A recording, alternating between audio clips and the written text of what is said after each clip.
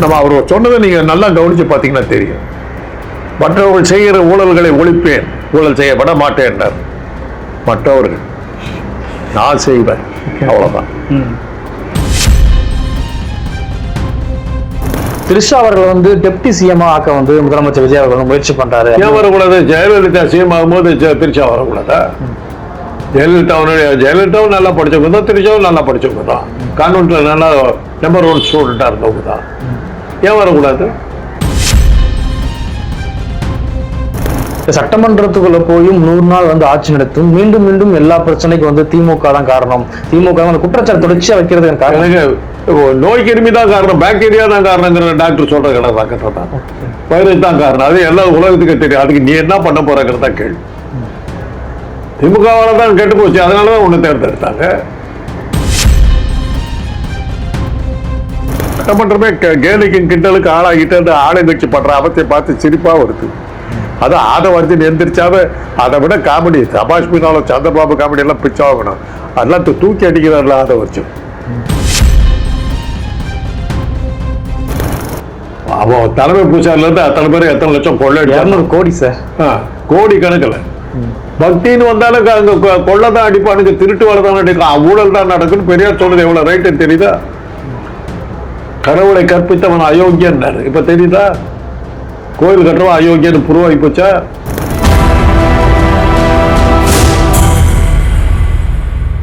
நேயர்களுக்கு வணக்கம். இந்த நம்மோடு அரசியல் பேசுவதற்காக இணைந்திருக்கிறார் அரசியல் விமர்சகர் மருத்துவர் காந்தராஜ் அவர்கள். வணக்கம் சார். இப்ப தாவே காட்சியோட 100 நாள் சாதனையை இப்ப தெலுங்கு நியூஸ் பேப்பர்ல தெலுங்குல வந்து கொண்டு வராங்க.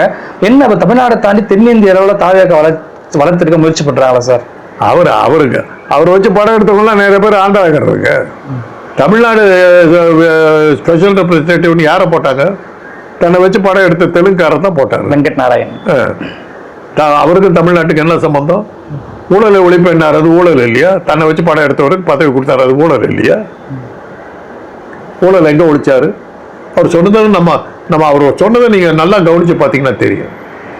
மற்றவர்கள் செய்கிற ஊழல்களை ஒழிப்பேன், ஊழல் செய்யப்பட மாட்டேன். மற்றவர்கள் நான் செய்வேன், அவ்வளவுதான். நான் ஏன் ஊழலை ஒழிக்க முடியாது? பிரெஞ்சு எல்லாத்துக்கும் பதவி கொடுத்துட்டார், அவ்வளவுதான். அதுக்கு மேல என்ன பண்ண முடியும்? நீங்க என்ன கேட்டுற முடியும்? இதுக்கு மேல பேசணும் உள்ள தட்டுவாங்க. ஏன்னா வெளிப்படையான ஆட்சி நான் வந்து தரப்போறேன், ஊழலற்ற ஆட்சின்னு சொல்லி முதலமைச்சர் விஜய் சொன்னாரு. ஆனா பல பதவி பிரமாணங்கள், பதவி கொடுக்கறது அப்படிங்கிறது எந்த வெளிப்படையுமே இல்லாம இருக்கிறது. எல்லா நண்பர்களும் தான் கொடுத்துருக்காரு. அதுதான் ஊழல் அவருக்கு தெரியாது. அவர் ஊழல்லாம் என்னமோ நினைச்சுக்கிட்டு இருக்காரு, போய் பிக் பாக்கெட் அடிக்கிறது நினைச்சுக்கிட்டு இருக்காரு. அவருக்கு தெரியாத விஷயத்தை பேசி என்ன புரியாது. இதுதான் ஊழல்னா அவருக்கு சொல்லணும். இப்போ சட்டமன்றத்தில் சபாநாயகர் வரும்போது எல்லாருமே ஏஞ்சி நிற்கிறது வழக்கம் சார். இந்து அறநிலைத்துறையோட அமைச்சரான ரமேஷ் என்ன சொல்றாரு அப்படின்னா, முதலமைச்சர் வரும்போது வந்து எல்லாரும் இந்த ஆளும் கட்சி எதிர்கட்சி ஏஞ்சி நிற்கணும் அப்படின்னு ஒரு மரபை கொண்டு வர்றாரு. அப்படி ஒரு மரபு இருந்துச்சு முன்னாடி சார்? ஆமா, இல்ல முதலமைச்சர் வரும்போது எந்திரிக்கணுங்கிற அவசியம் இல்லை. ஜெயலலிதா அந்த வேலையை பண்ணாங்க. அதான் என்ன பண்ணுவாங்கன்னா, சபாநாயகர் வந்ததுக்கு அப்புறம் வருவாங்க. சபாநாயகர் வரும்போது எந்திரிச்சு நிக்கணுங்கிறது சினிமாக்காரங்களுக்கு அந்த புத்தி தான் இருக்கும். அதை நீங்க பாத்தீங்கன்னா, நடிகன் நடிகைக்கு இருந்தாங்க சினிமாவில் வேலை ரொம்ப குறைச்சல். எல்லா வேலையும் லைட் பாயில இருந்து, கேமராமேன்ல இருந்து, எடிட்டர்ல இருந்து, மியூசிக் டைரக்டர்ல இருந்து எல்லாம் பண்ணுவாங்க. இவங்க வந்து மூஞ்ச மாத்திரம் காட்டிட்டு போவாங்க, அதுக்கு தான் அவங்களுக்கு காசு. ஓரளவுக்கு லாய்க்கு இல்லாதவங்க நடிகனா நடிக்காம இருந்திருக்காங்க. ஜெயலலிதாவுக்கு என்ன திறமை இருந்தது நடிப்பை சொல்லுங்க பார்க்கலாம். நாங்க அந்த காலத்தில் எதுக்க போனோம் ஜெயலலிதா படத்துக்கு சொன்னா சரி வைக்க ஆச்சுங்க. உடம்புற திறந்து போட்டுட்டு வந்த நடிகைகள் அவங்க தான் நம்பர் 1 அந்த காலத்தில். புத்தகத்தில் ஒரு பெரிய ஆர்டிக்கிள் எழுதினாங்க. கேஆர் விஜயா ரொம்ப ஆபாசமாக நடிக்கிறாங்களா, ஜெயலலிதா ரொம்ப ஆபாசமாக நடிக்கிறாங்களான்னு ஒரு 3 பக்கம் ஆர்டிக்கிள் போட்டாங்க. எம்ஜிஆர் படங்கள்னாமே கிளுகிழு தானே. அந்த கிளுகிழப்பெல்லாம் இன்னைக்கு ஏது? இன்னைக்கு அதையெல்லாம் தூக்கிட்டு போயிடுச்சு. இன்னைக்கு அந்த கிளுகிழப்பெல்லாம் தாண்டி எங்கேயோ போயிட்டாங்க. உடலுறவு காட்சிகள்லாம் வர ஆரம்பிச்சிருச்சு. ஆனா இன்னைக்கு அதெல்லாம் பார்க்கறதா ஒன்றும் அர்த்தம் இல்லை. நீர்வளத்துறை அமைச்சரான புஷியானவர் என்ன சொல்றாரு அப்படின்னா, ஜெயலலிதா ஆட்சி காலத்துல வரும்போது பன்னீர்செல்வம் வந்து ஏஞ்சி நிற்பாரு, குனிஞ்சு கூட நிற்பாருன்னு சொல்லி சட்டமன்றத்துக்குள்ளே அவர் விமர்சிக்கிற அந்த போக்கு எப்படி சார் புரிஞ்சுக்கிறது? பன்னீர்செல்வம் வந்து சீஃப் மினிஸ்டரா இல்லையே. ஜெயலலிதா பதவி போனதுக்கு அப்புறம் தான் அவர் சீஃப் மினிஸ்டரா வந்தார். அவர் எம்எல்ஏக்கள் கொடுத்தார். அவ்வளவு. அம்மா வந்து சட்டசபைக்குள்ள வரும்போது பன்னீர்செல்வம் வந்து ஏஞ்சி நிப்பாரு, ஆமா, எல்லாருமே எந்திரிச்சு, குனிஞ்சு நிப்பாரு அப்படின்னு சொல்லி முதலமைச்சருங்கிற முறையில் கட்சி தலைவர்கள் முறையில் எந்திரிச்சு நாங்க அதுல என்ன தப்பு இருக்குது? அதுல ஒண்ணும் தப்பு இல்லை. இல்ல குனிஞ்சு நின்று சபாநாயகருக்கு மரியாதை கொடுக்கறது வந்து நாடாளுமன்றத்தில் அதுதான். பிரைம் மினிஸ்டரா இருந்தாலும் எந்திரிச்சு தான் நிக்கணும், ஜனாதிபதி தான் எல்லாம் எந்திரிச்சு தான் நிக்கணும், அதே மாதிரி கவர்னர் தான் எந்திரிச்சு தான் நிக்கணும். ஒரு தடவை இந்த ஆட்டம் போட்டுச்சு, சென்னாரெட்டி சீஃப் மினிஸ்டர் கவர்னராக இருக்கும்போது வேர் இஸ் த சீஃப் மினிஸ்டர்னு கேட்டார். அந்தம்மா எங்கேயோ திருச்செங்கோட்டை திருவண்ணாமலையிலேயே எங்கேயோ சுற்றிக்கிட்டு இருந்தது. 10வது நிமிஷம் வந்து சேர்ந்துருச்சு. அங்கெல்லாம் நான் ஆடலையே. சென்னாரெட்டி என்ன தப்பா பார்த்தா இருந்துச்சு, எல்லாம் சிரிச்சாங்க. கிட்னி ஃபெயிலியர் ஆகி டயாலிசிஸ் பண்ணிட்டு இருக்கிற ஒரு ஆள் இந்த மாதிரி தப்பா பார்த்து. அப்பதான் ஒரு நடிகர் சொன்னார், இன்னும் அந்த மாதிரி தன்னை கவர்ச்சி நடிகாவே நினச்சிக்கிட்டு இருக்குது அப்படின்னு. அவங்க சினிமாக்காரங்களும் ஒன்றும் பண்ண முடியாது, அவங்க அப்படித்தான் இருப்பாங்க, அவங்க ஆட்சி அப்படித்தான் இருக்கும். சுதந்திர தினத்தன்று வந்து விஐபியோடைய அந்த இருக்கையில வந்து நடிகை திரிஷா அவர்களுக்கு ஒரு இடம் கொடுக்கப்பட்டது. முக்கியமான நபர்கள் மட்டும்தான் எம்எல்ஏ எம்பி குறிப்பா வந்து அமைச்சர்கள் இடம் கொடுக்கப்படும். அது என்ன காரணம் சார்? இல்ல அப்படி நீங்க சொல்ல முடியாது. ஓகே, விசேஷ கேலரின்னு இருக்குது, அதெல்லாம் உட்காரலாம், 4 பேர். ஓகே, அதான் அவருக்கு வேண்டப்பட்டவங்களும் அவர் கூப்பிட்டுருக்காரு, அவங்களுக்கு வேண்டப்பட்டவங்க அவர் கூப்பிட்டுருக்காரு, வந்திருக்காரு. அதை நம்ம தப்பு சொல்லணும், அது பொதுவான நிகழ்வு அது.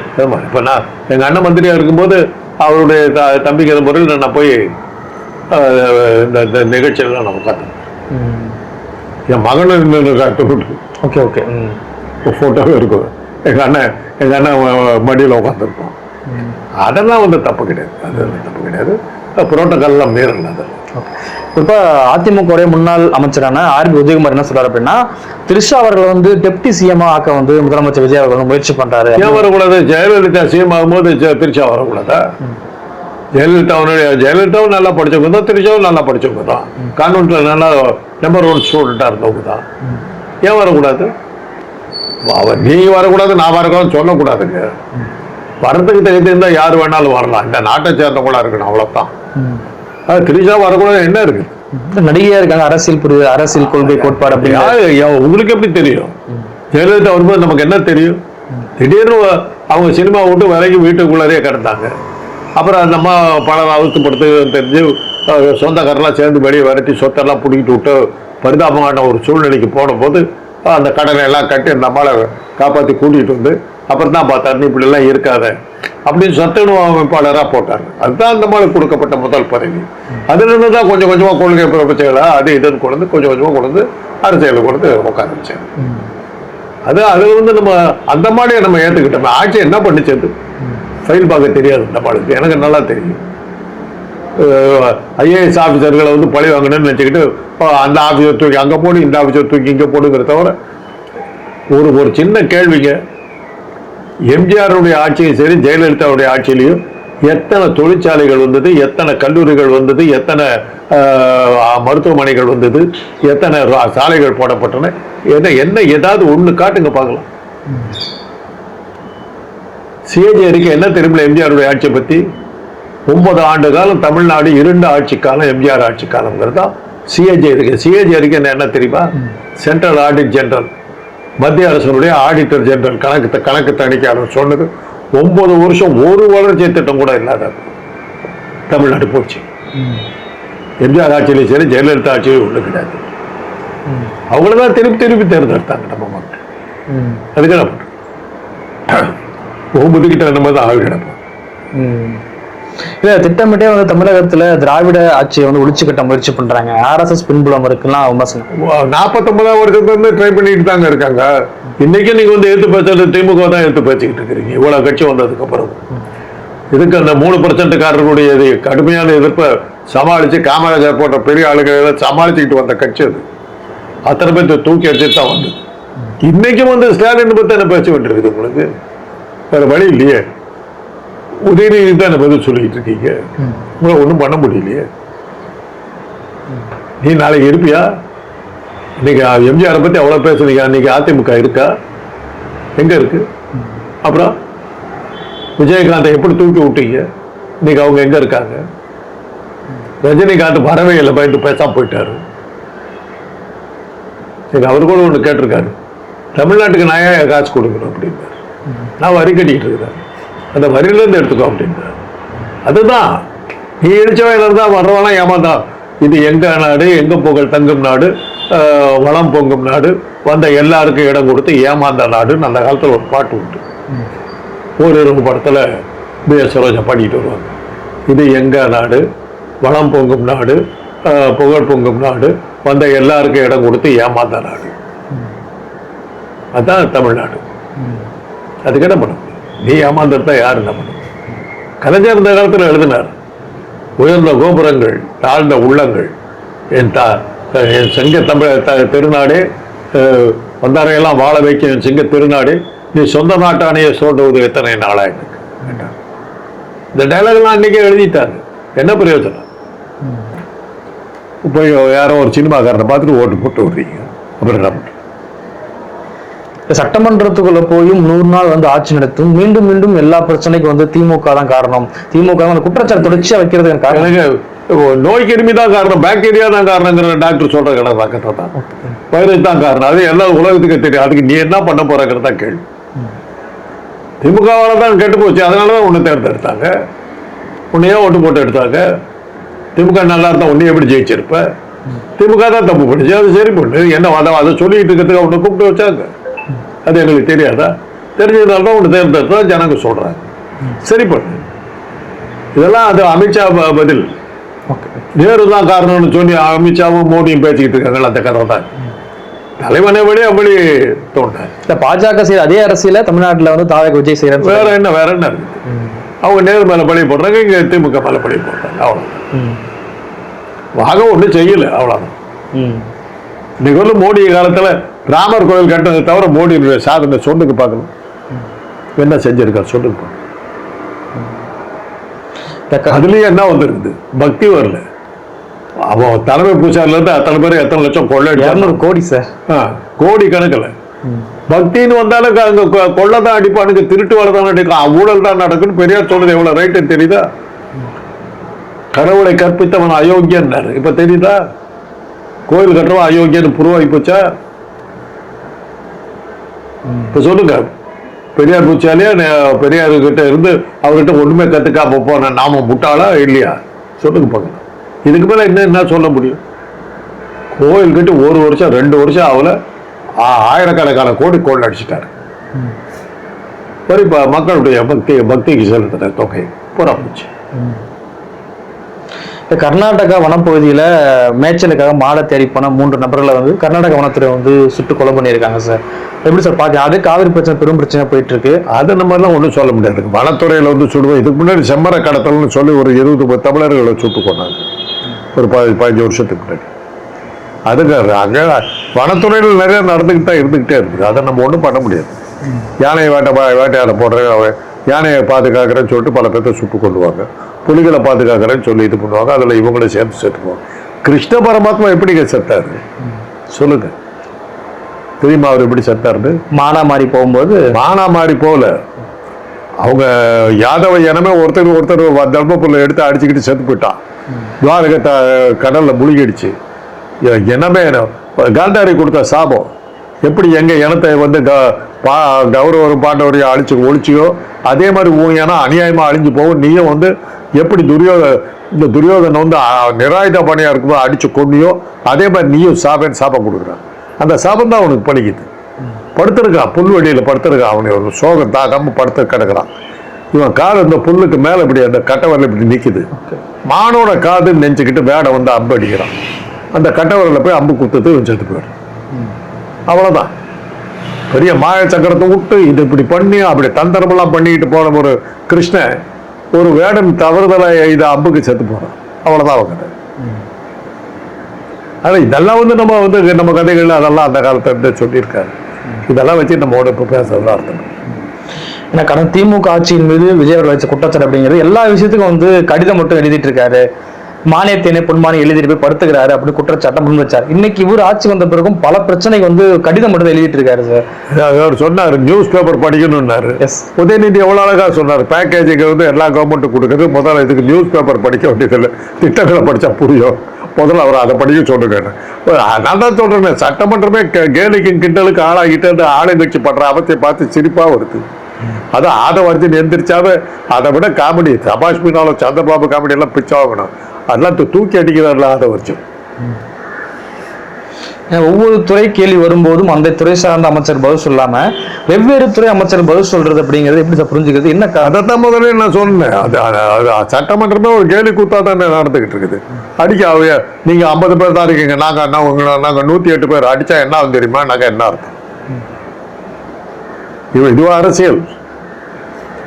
இல்ல வந்து ஒரு 100 நாள் தான் ஆகுது, அவங்ககிட்ட எதிர்பார்க்க தெரியல, என்ன பண்ணுன்னு தெரியல. அசம்பிளில இருந்து உட்காந்துட்டாங்க, என்ன பேசணும் எப்படி பதில் சொல்லணும்னு தெரியல. அவர் அந்த அதிகாரிகள்கிட்ட வேலை பார்க்க தெரியல, அதிகாரிகள்கிட்ட விளக்கங்கள் கேட்க தெரியல. ஒவ்வொரு துறை சம்பந்தப்பட்ட இது விவாதம் வர்ற அன்னைக்கு அந்த சம்பந்தப்பட்ட அதிகாரிகள்லாம் இருப்பாங்க. நான் வந்து எய்ட்ஸ் துறையில் இருந்தபோது நலத்துறை இதை வந்து கேள்வி நேரம் வரும்போது நாங்கெல்லாம் அதிகாரிகள் முறையில் போய் அசம்பிளில் உட்காந்துருப்போம். அந்த கேள்வி கேட்கும்போது மந்திரி எங்களை பார்ப்பாரு, நாங்கள் உடனே அந்த பதில் எழுதி கையில் கொடுப்போம், அந்த பதில கொடுப்பாங்க அவங்க. அதுதான் ஆட்சி முறை. அது தெரியாது இவருக்கு, அதுக்கு என்ன பண்றது? இப்பவும் அந்த துறை சார்ந்த அதிகாரிகள் இருக்காங்க, சட்டத்துறை அதிகாரிகள் இருக்காங்க, அவங்கள கூப்பிட்டு கேட்கணுங்கிறது தெரிஞ்சால இது பண்ண முடியும். எல்லாம் உப்பு இருக்குது, அரிசி இருக்குது, மாவு இருக்குது, தண்ணி இருக்குது, காய்கறி இருக்குது, எல்லாம் இருக்குது. சமைக்க தெரியல என்ன பண்ணுவீங்க? சமைக்க தெரியலையே. அதிகாரிகள் இருக்காங்க, சட்டங்கள் இருக்குது, திட்டங்கள் இருக்குது, எல்லாம் இருக்குது. எப்படி அவங்கள கூப்பிட்டு எப்படி கேட்கணும்னு தெரியலையே, பதில் சொல்ல தெரியலையே. தெம்பு இருந்தா அத்திராணி இருந்தா, தெம்பு இருந்தா அத்திராணி இருந்தா. இந்த 2 வார்த்தை வச்சுக்கிட்டு அந்த அந்த அந்த ஆதவர்ஜன் நல்லா ஓட்டிக்கிட்டு இருக்காரு. அவர் எந்திரிச்சாவே சிரிப்பு தான். அசம்பிளியில் படி இன்ட்ரெஸ்டிங்கா இருக்கு. அவர் எந்திரிச்சு பேச ஆரம்பிச்சாருன்னா பாட்டு சிரிப்பாரு. இப்போ 100 ஆண்டு பழமையான தலைமைச் செயலகத்தை வந்து மாற்ற போறதா தகவல் போயிட்டு இருக்கு. இப்போ வந்து பட்டினப்பாக்கம் முதலமைச்சர் வீட்டுக்கு பக்கத்திலேயே வந்து தலைமைச் செயலகம் மாற்றக்கூடிய நடவடிக்கை போயிட்டு இருக்கிறதா சொல்றாங்க. அதே பொருளாதார நெருக்கடி இருக்கு தமிழ்நாட்டுக்கு. அப்படி இருக்கும்போது இப்படி மாத்துறது சரியா சார்? அதெல்லாம் நம்ம சொல்ல முடியாது. அப்பதான் கலைஞர் அப்படித்தானே கட்டினாரு. அதெல்லாம் நம்ம மருத்துவமனையா மாத்திட்டாங்க. ஓமந்தூர மருத்துவமனையா மாத்துறது அது சட்டமன்றத்துக்கு தான் கட்டினாங்க. சரியா இல்லை பத்தல அப்படின்னு கட்டினார் அவரு. அதை இந்த அம்மா வந்து கலைஞர் கட்டத்துக்காக அதை இழுத்து மூடிச்சு. தானும் செய்யாது, செய்யணும் கூட மேயர அம்மாட்ட நக்கர மாடி கடிச்சுப்பாங்களா, அந்த மாதிரி அவர் செஞ்சதை ஒழிச்சு கட்டி ஹிந்துவில் தலையங்கமாக எடுத்துனாங்க. இவ்வளோ அழகான ஒரு அருமையான கட்டடத்தை இந்த அம்மா வந்து வீண் பண்ணிட்டு இருக்குது. எதா பண்ணுங்க. அதுக்கப்புறம் தானே வேற வழியில் நம்ம பொதுமக்களுடைய எதிர்ப்பு அதிகம் ஆனதுனால தான் அதை மருத்துவமனையாக மாற்றணும். அது சட்டமன்றம் பத்தலைனாக்கா நீங்கள் இடம் மாற்றுறதுல எந்த தப்பும் இல்லை. முதல்ல சட்டமன்றம் இருந்த இடம் வந்து ராஜாஜி ஹால். அங்கேருந்து தான் இங்கே இப்போ இருக்கிற இடத்துக்கு போச்சு. இப்போ இருக்கிற இடம் வந்து சென்ட் ஜார்ஜ் கோட்டை. அந்த கோட்டையில் ஒரு பகுதியில் வந்து இவங்க கட்டி கொடுத்து ஆர்மி கையில் தான் இருக்குது. இப்போ அந்த இராணுவத்து கையில் இருக்குது. அப்போ தான் வந்து கலைஞர் வந்து இடம் பார்த்தான்னு சொல்லி நாமக்கல் கலைஞர் மாளிகை கட்டின 10 மாடி கட்டணம் கட்டினாரு. கட்டி அங்கே வந்து எல்லா அமைச்சர்களுக்கெல்லாம் ரூம் எல்லாம் அதிகாரிகளுக்கெல்லாம் ரூம் அங்கே கொடுத்தாங்க. இவர் அங்கே ஒரு இடத்த பார்த்து போயிருக்காரு, வசதியாக இடத்துக்கு போயிருக்காரு. அதெல்லாம் நம்ம தப்புன்னு சொல்ல முடியாது. அதெல்லாம் தப்பு. ஏன்னா இப்போ சட்டமன்றத்தில் தமிழ்நாட்டில் இருந்து ஒரு பிரைம் மினிஸ்டர் வரணும்னு சொல்லி ஆலோசனை பேசியிருந்தாரு. அது இந்தியா கூட்டணியில் பிரைம் மினிஸ்டரா வந்து ராகுல் காந்தி தான் முன்னிறுத்தணும்னு சொல்லியும் டாக் போயிட்டு இருக்கு. இப்போ என்ன தமிழ்நாட்டுக்குள்ள இருந்தா பிரதமர் வரணும்னு ஆதவ முடிவா இருந்தா இந்திய கூட்டணிக்குள்ள விஜய் அவர்கள் போவாரா? கொடுப்பாங்களாங்கிறது தான் கேள்வி. கலைஞருக்கு கொடுத்தாங்க. கலைஞருக்கு முதலமைச்சர் பதவி ஷூரா கொடுத்துட்டாங்க. ஏத்துக்கல அவர். ஏன்னா அதை ஏத்துக்கிட்டாங்க மாநில சுயாட்சி கேட்க முடியாது. தன்னுடைய ஏத்துக்கிட்ட கொள்கைக்கு அதை தப்பா போகுன்னு சொல்லிட்டு அவரை கேட்டபோது சொன்னார், என் உயரம் எனக்கு தெரியவிட்டார். இதுக்கு நான் ஆசைப்பட்டு போனேன்னா மாநில சுயாட்சின்னு சொல்லிட்டு நான் நாட்டையே பிரிக்கிற அளவில் தனி கொடியெல்லாம் கேட்குற அளவில் போயிட்டு இருக்கிறேன். நான் வந்து இத்தனையும் ஏற்றுக்கிற மாதிரி ஆகிடுன்ட்டார். அதுதான் கலைஞருடைய இது. அதுக்கு பிறகு தான் தேவேகவுடா வந்தார் அந்த இடத்துக்கு. அதாவது தமிழ மருந்துங்கிறது பெரிய விஷயம் இல்லை. தமிழருக்கு கொடுக்கறதுனால என்ன ஆயிட போகுது? உங்களுக்கு சட்டமன்ற நாடாளுமன்ற உறுப்பினர்களை குறைச்செல்லாம் வச்சுக்கிட்டு நீங்க என்னத்தை பண்ண முடியும்? நாடாளுமன்றத்தில் அவங்க எல்லாம் சேர்ந்தாங்கன்னா 500 பேர், நம்ம எல்லாம் சேர்ந்தா 40 பேர். எங்க இருக்கிறோம்? நம்ம எந்த திட்டத்தையும் கொண்டு வர முடியாது. ரெண்டாவது எதிர்கட்சிகளா இருக்கவங்க இன்னைக்கு வந்து புறக்கணிக்கிறோம் சொல்லிவிட்டு இதை வெளிநடப்பு செய்யறோம், வெளியே போறாங்க. பாஜக பெரிய குஷியா போயிடுது. ஓம் பிர்லா தானே பண்ணாரு. இன்னைக்கு இருக்கிற நாடாளுமன்ற சபாநாயகர் என்ன பண்ணாரு? எதிர்கட்சிகளை தூண்டி விடுறாரு. அவங்க கத்துற உடனே சபை ராத்திரி உள்ள மூடப்பட்டதுன்னு சொல்லிட்டு எதிர்கட்சிகளே இல்லாம வந்து 11 தீர்மானத்தை நிறைவேற்றிருக்காங்க. ஏன் மக்கள் நல்லா ஏமாத்துறாங்க மக்களை. அதான் வந்துட்டு புறக்கணிக்கிறேன்னு சொல்லி வெளிநடப்பு பண்றத போல ஒரு முட்டாள்தனம் எதுவும் இருக்க முடியாது. உள்ள இருந்து போராடணும் இல்லை. எனக்கு ஆட்டம் பிடிக்கல, நீ கேம் விட்டு போயிட்டு நீ தோத்து போயிட்டு தான் அர்த்தம். அவ்வளவுதான். ஓகே சார், இவ்வளவு நேரம் நிகழ்வில் கலந்து கொண்டு பல்வேறு கருத்துக்களை நமக்கு நன்றி சார்.